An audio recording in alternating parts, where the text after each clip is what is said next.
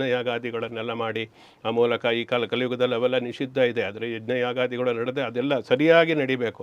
ಅದರಿಂದ ಈ ಅಶ್ವಮೇಧ, ಪೌಂಡರೀಕ, ರಾಜಸೂಯ ಇಂತಹ ಕೃತು ಅಂತ ಹೇಳ್ತಾರೆ ಇದಕ್ಕೆಲ್ಲ. ಅದನ್ನೆಲ್ಲ ಮಾಡುವುದರಿಂದ ಎಷ್ಟು ಫಲ ಇದೆಯೋ ಅಷ್ಟೇ ಫಲ ಈ ಕಲಿಯುಗದಲ್ಲಿ ಮಹಾಶಿವರಾತ್ರಿಯ ದಿವಸ ಆ ಶಿವಪೂಜೆಯನ್ನು ಮಾಡುವುದಕ್ಕೆ, ಶಿವಪೂಜೆಯ ಮಹಾಶಿವರಾತ್ರಿಯ ದಿವಸ ನಾವು ಉಪವಾಸವನ್ನು ಮಾಡುವುದಕ್ಕೆ, ಮಹಾಶಿವರಾತ್ರಿಯ ದಿವಸ ಜಾಗರಣೆಯನ್ನು ಮಾಡುವುದಕ್ಕೆ, ಮಹಾಶಿವರಾತ್ರಿಯ ದಿವಸ ನಾವು ಉಪವಾಸ ಜಾಗರಣೆಯಿಂದ ಶಿವಪೂಜೆಯನ್ನು ಮಾಡುವುದಕ್ಕೆ ಅಷ್ಟೊಂದು ಮಹತ್ವ ಇದೆ ಅಂತ ಹೇಳುತ್ತಾರೆ. ಆದ್ದರಿಂದ ಯಾಕೆ ಇದಕ್ಕಷ್ಟು ಮಹತ್ವ ಅಂತಂದರೆ ಆ ಮೂಲಕ ಜನ್ಮ ಸಾರ್ಥಕ, ಅಂದರೆ ಮನುಷ್ಯ ಜನ್ಮ ಅನ್ನತ ಜಂತೂನಾಂ ನರಜನ್ಮ ದುರ್ಲಭಂ ಅಂತ ಹೇಳ್ತಾರೆ ಶಾಸ್ತ್ರದಲ್ಲಿ.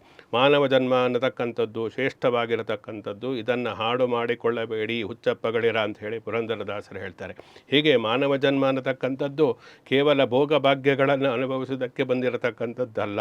ಅದು ಎಲ್ಲ ಪ್ರಾಣಿಗಳಿಗೂ ಕೂಡ ಇದೆ. ಆಹಾರ, ನಿದ್ರೆ, ಭಯ, ಮೈಥುನ ಇವೆಲ್ಲ ಎಲ್ಲ ಪ್ರಾಣಿಗಳಿಗೂ ಸಹಜವಾಗಿದೆ. ಆದರೆ ಮನುಷ್ಯನಿಗೆ ಹಾಗಲ್ಲ.